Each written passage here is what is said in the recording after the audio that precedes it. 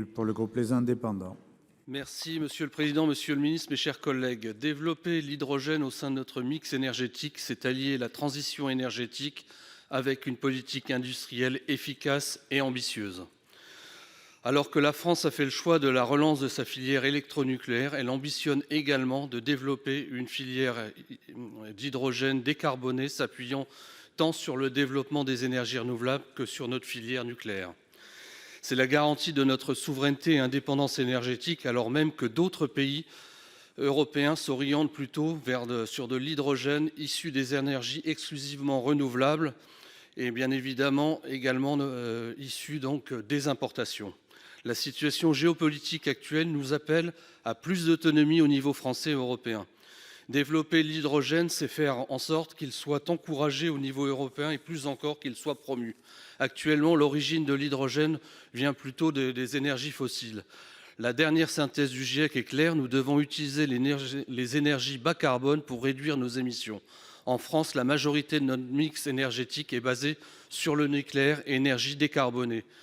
Nous sommes donc cohérents en nous battant pour que l'hydrogène qui en est issu soit intégré dans les outils de transition et des objectifs verts de l'Union européenne.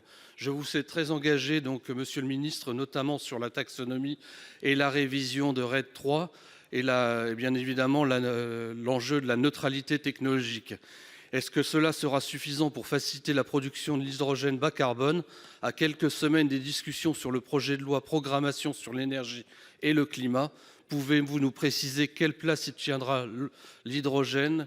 Quelle articulation comptez-vous bâtir entre les énergies renouvelables, la filière électronucléaire et l'hydrogène? Merci, Monsieur le Ministre.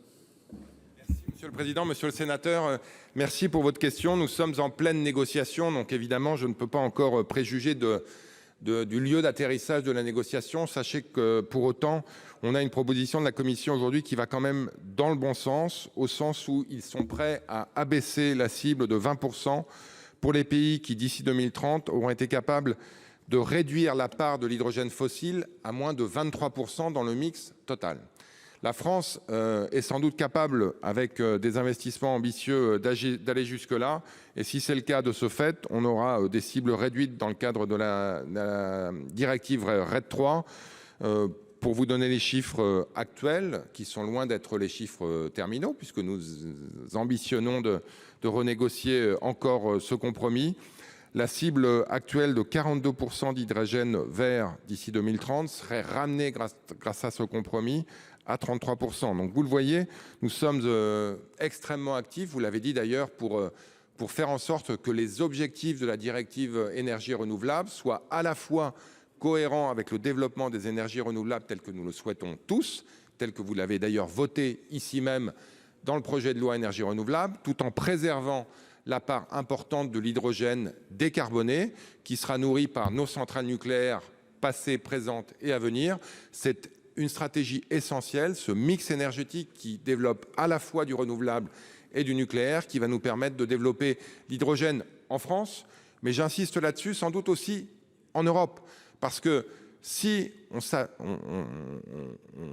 on aborde tous la stratégie hydrogène de la manière dont nos voisins d'outre-Rhin, pas très loin de chez vous, l'abordent, nous manquerons d'hydrogène dans le monde. Et donc nous avons besoin sans doute d'importer de l'hydrogène, les Allemands le feront, mais aussi et surtout d'en produire chez nous. Et nous envisageons évidemment de le faire avec ambition. Merci. Merci, Monsieur Menonville, 9 secondes.